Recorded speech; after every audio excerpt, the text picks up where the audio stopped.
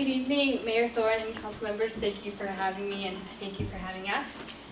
We are the interns representing the Go Green Initiative, and we thank you for allowing us to speak at this meeting. This past summer, we were tasked with benchmarking energy usage in Pleasanton city buildings, which is the practice of measuring a building's energy performance by comparing it to similar buildings. Our goal is not only to help the city of Pleasanton save money, but also to help the city manage its energy consumption to create a more sustainable environment in our city. We have created a report that outlines our findings, and today we will summarize our most important conclusions. Benchmarking energy use was obtaining a letter of authorization from the city of Pleasanton, which allowed us to access each site's gas and electric meters, which were registered in the Building Benchmark Portal, or BBP, provided by PG&E. Using this authorization, we were able to define and map each site's meters and use the Energy Star Portfolio Manager, or ESPM, to link the BBP meters to the ESPM system. Some of the sites had multiple electric and gas meters, so in order to ensure there is no duplication of data, we aggregated each meter into one gas and one electric meter for each site. After aggregating each site, we had to obtain further authorization from PG&E to ensure the monthly data for the meters would upload automatically without manual input. Currently, the city spends approximately $900,000 annually on energy to run its facilities. The current median cost on energy is $2.06 per square foot. We believe that it is a reasonable goal for the city to strive to operate at the median cost for all operational facilities. If the city achieves this goal, we calculated that the city of Pleasanton would save nearly $275,000, reducing the annual expenditure of energy from $900,000 to about $630,000. Clearly, reducing Pleasanton's energy usage citywide has the potential to generate significant savings. Furthermore, the energy consumed by city-owned buildings emits approximately 1,300 metric tons of carbon dioxide annually. The current city medians for CO2 emissions are found at the Veterans Memorial and Fire Station Number 2, which both emit 3.1 kilograms of CO2 per square foot.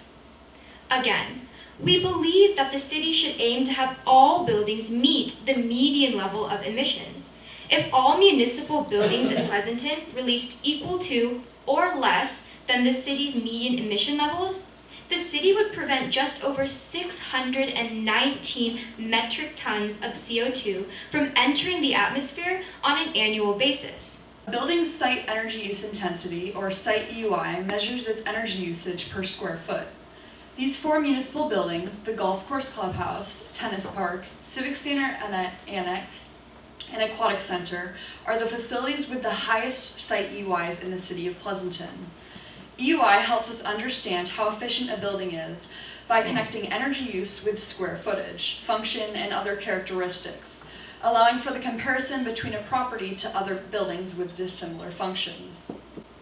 Based on our findings, we created a timeline of short and long-term goals that will help the city save money and increase energy efficiency. Additionally, these goals will promote the objectives outlined in the city's 2018 to 2019 Priorities Work Plan. Our first recommendation is to conduct an energy audit of the lowest performing city facilities. This helps the city identify exactly what is causing high energy use in a building and pinpoint specific areas for improvement. After the buildings are audited to identify sources of inefficient energy use, we recommend that Pleasanton develops city-specific goals. Attempting to simply implement overarching citywide strategy would overlook the unique efficiency opportunities of individual facilities. Thanks. Using an EMS is a better option than behavior modification programs that pay consultants and energy educators from the energy savings the city achieves. With an EMS, on the other hand, the city will ultimately save more money because the cost of an EMS is much lower than the labor costs of consultants engaged in behavior modification programs. Most EMSs have dashboards that engage employees in tracking their energy savings in real time, and it's a great way for citizens to learn about green technology and 21st century innovations. Updating the Climate Action Plan with new energy usage and benchmarking data will allow Pleasanton to create more realistic energy reduction strategies. Even though only a small portion of Pleasanton's greenhouse gas emissions stem from municipal operations, the city can still lead by example and commit to reducing greenhouse gas emissions. Our first long-term recommendation is to create transparency regarding the energy efficiency process to help create community participation.